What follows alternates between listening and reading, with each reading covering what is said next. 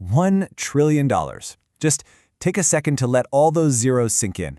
We're not talking about the valuation of some new tech giant here. No, this is an unprecedented, massive mobilization of capital by a single nation preparing for a technological future that is arriving way faster than anyone predicted.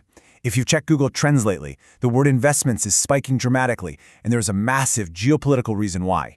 Welcome to this explainer. Today, we're unpacking South Korea's absolutely staggering $1 trillion bet on artificial intelligence and semiconductors. Is this a brilliant, forward-thinking strategy that'll secure the country's economic future? Or are we just watching the inflation of a massive new tech bubble? If you care at all about AI, global supply chains, chips, or even just the broader stock market, this is a move that could fundamentally reshape the global technology race as we know it. So let's unpack exactly what's happening. Okay, let's dive into this and map it out. We're going to break down the trillion-dollar bet, explore the push beyond Seoul, zoom out to the global AI arms race, look at exactly why South Korea feels they have to win this, and finally, weigh whether this whole thing is a masterstroke or a giant bubble. Section 1. The trillion-dollar bet. Unpacking the megaprojects. So to pull this massive bet off, the South Korean government, under President Lee Jae-myung, is partnering directly with corporate heavyweights like Samsung Electronics and SK Group. It's this massive public-private offensive built on three main pillars. Step 1, semiconductors, the absolute bedrock of modern computing. Step 2 is physical AI, which basically means advanced robotics that actually interact with the real world. And Step 3 is building out these massive AI data centers to process just unimaginable amounts of data. And to make all this a reality, the government is totally rolling out the red carpet. We're talking heavy tax incentives, slashing regulatory red tape, and making sure these clusters have reliable power, water, and an influx of highly skilled workers. Let's move to and see how this builds into Section 2, Beyond the Seoul Hub, a push for balanced development. Usually when you think of South Korean tech, you picture the crowded, bustling capital of Seoul, right? Well, instead of piling everything into one dense city, they are intentionally pushing these new high-tech zones outward. The Southwest is aimed at becoming a massive semiconductor cluster. The central provinces are slated for those giant AI data centers. And the Southeast? That'll become the hub for robotics and advanced manufacturing. It's super interesting because officials want to use this AI and chip boom not just to boost the national GDP, but to actively revive regional cities that have literally been bleeding young people and jobs for years. So it's kind of like an economic revitalization strategy, completely disguised as a tech initiative. Section 3, the global AI arms race, looking at the macro context. Because, South Korea isn't doing this in a vacuum. Right now, big tech globally is on an absolute spending spree unlike anything we've ever witnessed, to the tune of $650 billion. That is the combined amount that Amazon, Meta, Google, and Microsoft plan to pour into AI and related infrastructure this year alone, just this year.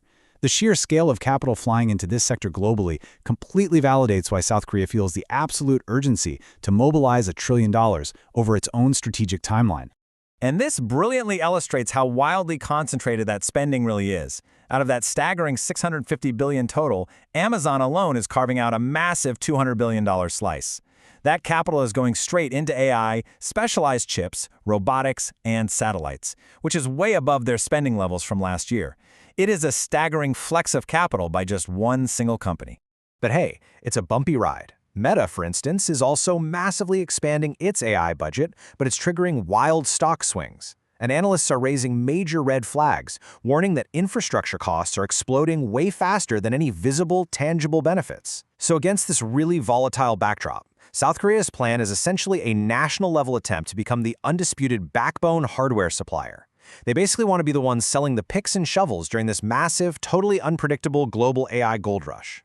Which brings us to Section 4, why South Korea must win, and why this is truly a fight for survival.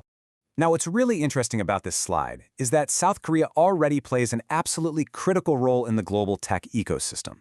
Companies like Samsung and SK Hynix currently dominate the memory chips that are absolutely essential for data centers.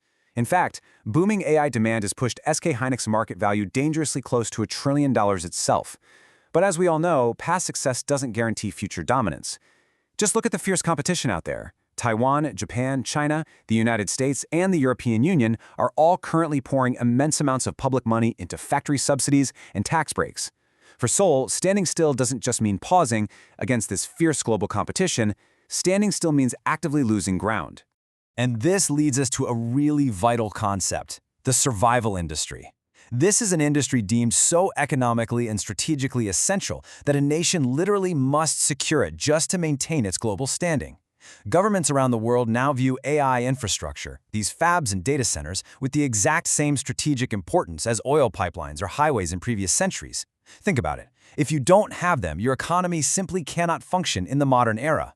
Literally everything you use daily, from your smartphone apps to online banking, it all eventually routes back to these physical hardware hubs. Finally, let's explore Section 5, Masterstroke or AI Bubble, the ultimate stakes. So the crucial point is weighing these world-changing opportunities against the massive risks. On one hand, this could create hundreds of thousands of high-value jobs, everyone from elite engineers to local construction workers, and anchor the global supply chain in South Korea for decades. It could effectively make global giants like NVIDIA fully reliant on their ecosystem. But wow, the risks are equally massive. Fabs and data centers are incredibly expensive to build and practically impossible to repurpose if AI demand suddenly cools down. Plus, by going all in like this, South Korea is exposing its entire national economy even more heavily to the notoriously volatile boom and bust cycle of the semiconductor market. And there's an even deeper systemic risk at play here, the profitability squeeze. With every major country on Earth racing to heavily subsidize their own chip industries, the global supply of chips could eventually outpace the actual demand. Meaning, even if global AI demand continues to boom, the profit margins for the chips themselves could severely shrink because of an oversaturated market. Navigating these wild stock swings, the massive upfront costs, and that intense global competition, it turns this entire initiative into a trillion-dollar tightrope walk for the nation. South Korea is making one of the most audacious, laser-focused economic bets in modern history. But given the sheer scale, the fierce competition, and the intense volatility of the current market, is this $1 trillion plan the absolute smartest way to ride the AI wave to decades of prosperity? Or, by pushing so much capital into one specific sector globally, are we actively setting up the next big tech crash? It's a high-stakes gamble that will honestly impact all of our digital lives.